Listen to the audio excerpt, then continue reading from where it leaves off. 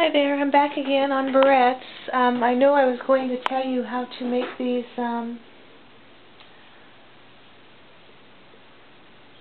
pearls, and I will, but before I can tell you how to do the pearls, I have to tell you how to do the outside circles to put whatever it is you want to put on your outside circle. So basically what I use is a ratio of 1 to 4, or you just take the width of your fabric. In this case it's 1.5 inches, and you times it by 4. So no matter what your width is, just times it by 4 and you'll end up with a flat circle of fabric, because the same on both sides, because we're using strips of fabric. We're not making the yo-yos like they do on making quilts. You wouldn't use this technique if you were going to make a quilt. This is basically to use if you're going to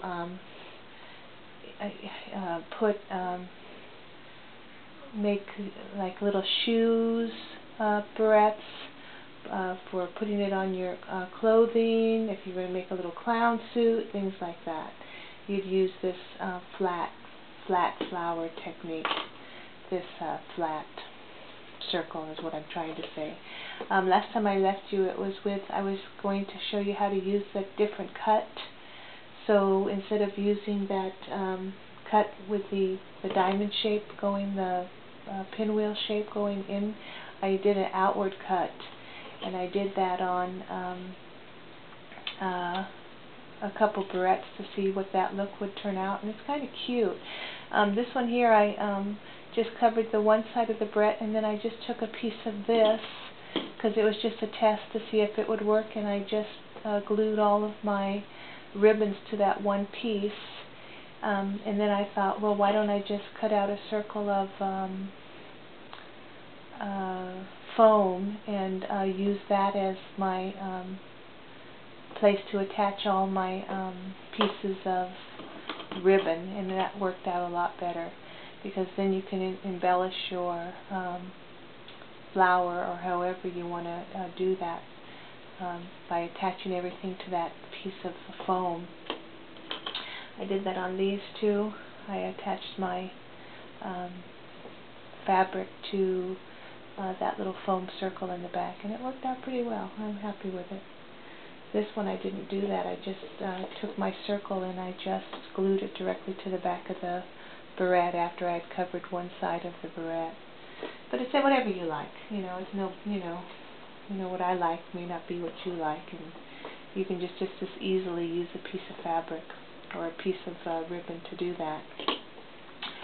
So anyway, how to make your fabric flat. Like I said, your ratio has to be 1 to 4. So if my fabric is 1 inch wide, I'm going to use a strip of a 4-inch strip. If my fabric is 1.5 inches wide, I'm going to use a 6-inch. If my fabric is 2 inches wide, I'm going to use an 8-inch strip to get a flat circle. So it's 4 times whatever your width is. So in this case, my width on this piece of scrap fabric is 1.5 inches. So I'm going to give myself a 6-inch strip. So I'm going to cut myself a 6-inch strip. I'm just going to line that up. 1, 2, 3, 4, 5, 6. And I'm going to cut. I call this mindless work, because you can sit and do this while you're watching TV and just do everything by hand. You don't even need a sewing machine.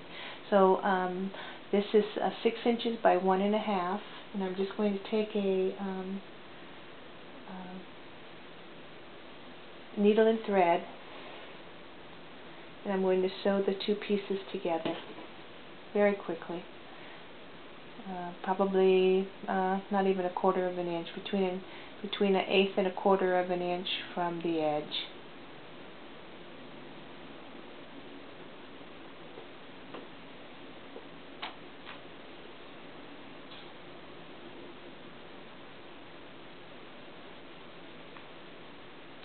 Okay, and I'm just going to secure it. Just put a couple stitches in. It's not a big deal, because By the time you're finished gluing this and everything, it's not going to come apart. So just secure it. Okay, cut it off. Alright. Then you're going to take wrong sides together and you're going to fold it in half all the way around until you get something like this.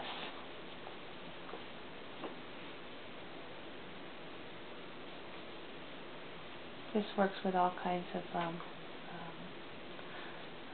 fabric too. You can use regular fabric, you can use the sheer fabric, you can use unwashed fabric. You're not going to get a really tight circle if you use, you're not going to be able to complete your circle like this if you have too much fabric. So you have to decide how much fabric, but we're doing the flat ones right now. So, okay, so now that we've got that folded in half, we're going to take, I'm using beading string. You can use quilting thread, but whatever you're using, you want to make sure that you can pull your thread without breaking the thread. So I'm using beading string because no matter how tight I pull it, there's no way that I'm going to be able to break that string. So anywhere, I try and stay away from where my two seams match, so I would come in like an inch, and I'm about a quarter of an inch, about an eighth of an inch actually, between an eighth and a quarter of an inch from the two edges, and I'm just going to go back and forth, in and out, a quarter of an inch. That's why it says you can do this while you're sitting watching TV, because it's just mindless work. And I put a knot in the end so that I don't pull it all the way out. So you're just going to keep going in and out. Like I said, about a quarter of an inch between stitches, so that when you pull it,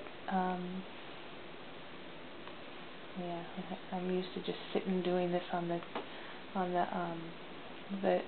chair. It goes real fast, but because I'm trying to let you see what I'm doing, it's going a lot slower. But you'll get the idea. Okay. So all the way around.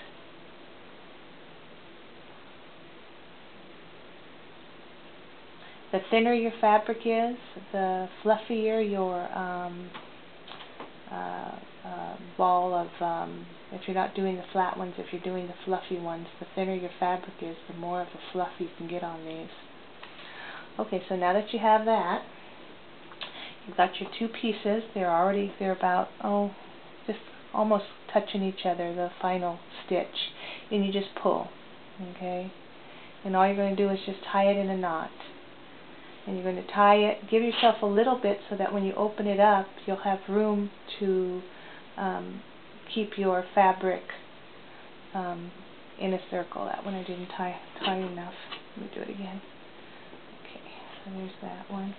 So what you want to do is give yourself a complete circle, finish it up all the way to the middle, because what we're going to do is we're going to sew pearls around that inside, and if you have that hole in there, you're going to have open space and you're not going to have anything to attach your string of pearls to. So make sure if you're using it for the pearls that you close it completely. That's why you're only going 4 times. If you were more than 4 times, you wouldn't get a flat circle.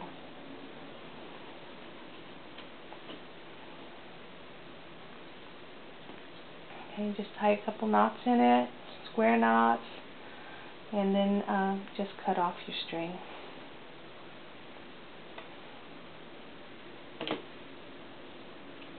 Okay, and there you've got one of your fabric circles. And you can't even tell I actually sewed that by hand, because by the time you get everything you're going to add on top of that, you're not even going to see where that seam ends and that seam ends. As far as these barrettes are either 1 3/4 or 2 inches long. If you don't want to see the barrettes on either side of these, you want to make your fabric circles at least 2 inches wide, and that will cover up most of the barrette. This one I just did shy of 2 inches, and you can see where you can see a little bit on this side and that side of the barrette. But this one I made really fluffy. I made this probably I don't know, maybe 23 inches length by 1 inch and 3/4 wide, and that's what I came up with to get that really fluffy look on the shoe. Anyway, okay, so there's your flat circle, and from there we can go ahead and do different things with the flat circles. You can take your flat circles. I found these today at Michael's. This is besides the pearl one. You can take your flat circles and take a flat circle and put it to a circle that has more than, if you add more fabric to the length, you're going to start getting a fluffier circle. It won't lay flat. You can use these also for these shoes, but you're going to have more of a fluffy circle. But you can also stack these and put them inside one another and make some really, really cute designs. This one here, I just used the same color fabric. One was a little bit, this one was my flat one, and then here was probably 7 times the width of the fabric. So I was at Michael's today, and they have these. This is Bead Landing. They've come out with a new set of flowers. These are all different sizes and shapes of flowers that I think are just adorable.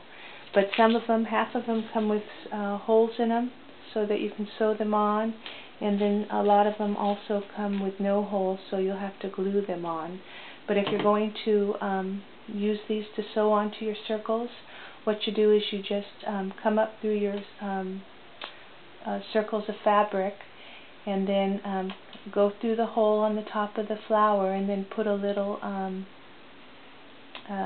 well, I'll just show you. Let me see.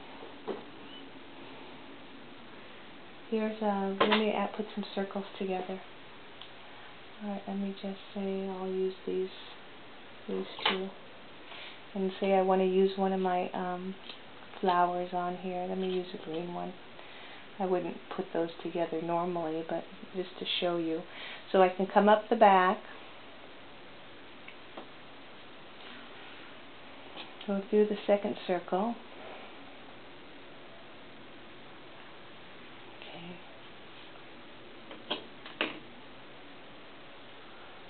Okay, let me put a gold one in here. Okay, so I'm going to put a gold. So I'm going to go through the hole in the back of the circle, and then I'm going to grab a seed bead. These are just the smallest little seed beads that you can get. You can go bigger if you want, but I don't think it looks quite as cute with the bigger beads on them, because I've tried it already. I mean, it looks okay, but okay, so then I'm going to go back down after I got my bead on there, back into the circle, and back through again. Now these would be really cute for putting on the bottom of your skirts. Make them smaller, and you can do a whole skirt design. You can make them really small and go all the way around your skirt bottom, or for your blouses, or even your kids' clothes. These would be really cute too if you made them, and you can put them and glue them on flip-flops for your kid. You can buy really cheap little flip-flops and then make these kind of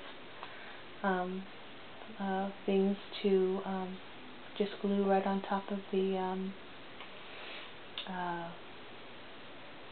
flip-flops. Anyway, this is kind of like a clown outfit. If you're going to make a clown outfit, you can just, you know, I don't know if you can see that or not. You can go ahead and just like put that on the doll's blouse and go down that way, like a clown outfit, or even one right there is really cute in the middle. so these were the shoes. I was kind of disappointed. I thought these were white, but once I put them on the white shoes, they turned out to be off-white. So, I mean, they're okay. You really can't tell, but if you're real picky, I would have gone with a different color center on those flowers, but, you know, it's okay. It's just going to fall. Okay, so that was one, and this one I just used a yellow, big yellow button on this one. This one is that fabric I bought so much of at the Goodwill, the really thin stuff. I've got 5 yards of this, so I tried it. I went from salvage to salvage. I cut it 2 inches wide, and then I went all the way around, and then I pulled it tight. And because the fabric is so thin, it was able to stay together in the middle. And then I found a little, this is like a little raspberry circle button, and you get that look with that. So you can have a kind of a look. And then I thought, well, if maybe I didn't want that button, you can go with, just by changing the center of the flower, you can change the entire look of the whole thing. And then I went with this brown. This reminds me of one of those chocolate Hershey Kisses, where you put the kiss in the middle with the cookie around the outside. That was kind of a cute look. Here's another one of those opposite cuts that I made on the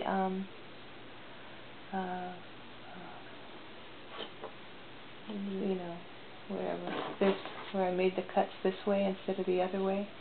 And I did it all the way around, and I came up with this kind of a look for a barrette. It's a little too fancy for my taste, but I was just trying it.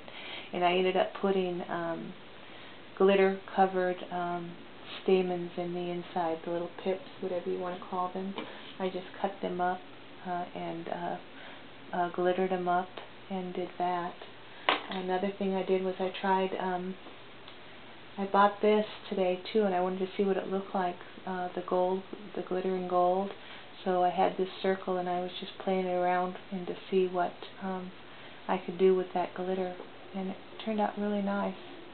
This one I just spread all the way around, and this one I put little dots. And if you want to really make these glittery, because you can get this in silver, all the different colors. Okay, so that was that one. This was the purple one with the bead, and that one was really cute too. That would be cute on the dresses. Okay, so when I come back, I'll oh, I know what I was going to tell you. Here, if you're using unwashed fabric, and when you get through here, you find out that you can't make it to the center tight. What you can do is just open it up, make a cut in your fabric, and then cut off what you think you're going to need to cut off, and then just sew it back up again and try it again and see if you can get a smaller hole in the center. But for some reason, if you can't get that smaller hole, and you want this ruffle around to look like this, okay, well, there goes the doll. You can take one of the bigger flowers like this and put it as your center, and then you don't have to worry about it. And then take one, put your glue on, and cover it with a circle of foam, and you'll have your flower, and you don't even have to fix it if you like that look of being it so fluffy around the outside. Another thing you can do is with the ribbon. If you don't want to use your fabric, you can use your regular ribbon. This is 5/8 of an inch ribbon, and I did the same thing. I just kept sewing in and out until I got it to where I thought it would be a flat circle, and then I put some of the tacky glue. I'm using tacky glue today. So I took some of the tacky glue and I just glued it down to each other, and you can hardly tell where that glue went to. And then you can put that in whatever you want to. If you can do the same thing with the flowers again. You can take one of your roses and go through both of them, and you can end up with a really pretty looking flower circle like that to match whatever you're making. Because you can always use buttons. There's just so many buttons you can use on these things. So anyway, okay, so that's pretty much it for here. Oh, these also are on that new bead landing. That's a really pretty. I love that little, but there's no hole in it, so you're going to have to glue it onto your circle. But that's real pretty too. And this is pretty. You can use these. This is another one of those dress-it-up beads. Get a really nice look to it. Okay, and here was another one I did. I put a tiny little circle on this one, and I made all kinds of. I did light blue, light pink, dark pink, and then I just glued some confetti hearts to the outside, and I put a rose in the middle. And I was thinking I could either set that off on a piece of fabric and make a for the shoes, or I can just make a barrette out of that. So anyway, there's just so many things you can do. It's just amazing anyway. Okay, so when I come back, I'll use this, and we'll do I'll do a pearl design for you on here, so you can see. I don't know if you really even want to learn how to do this, because these teardrop pearls, they're hard to find.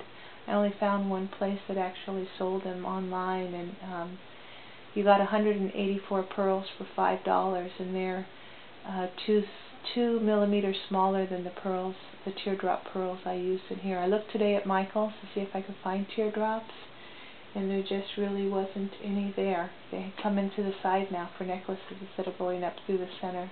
I mean, you can still find them because I have beads. I have some beads that are the teardrop. But anyway, when I come back, I'll show you how to do this circle of pearls. Okay, I'll be right back.